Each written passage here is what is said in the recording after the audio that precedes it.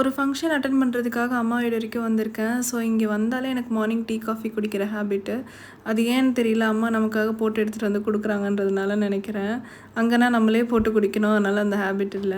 So இங்கே morning வந்து எப்போவுமே நான் பெட்ஸோட கொஞ்சம் விளையாடிட்டு அப்படியே டேவை ஸ்டார்ட் பண்ணிடுவேன். ஸோ இன்றைக்கி வந்து தோசை குடுத்துட்ருந்தேன்.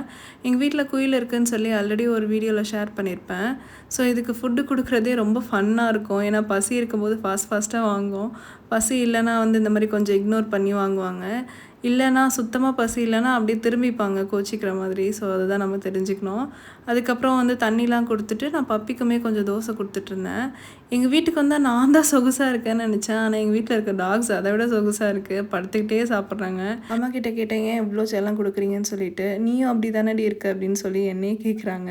ஸோ அதனால் இப்போலாம் கேட்குறது இல்லை. ஸோ இங்கே வந்து எனக்கு வெயிட்டு திரும்ப இன்க்ரீஸ் ஆகிடுச்சு. இங்கே வந்தாலே எப்போவுமே இன்க்ரீஸ் ஆகிடும்.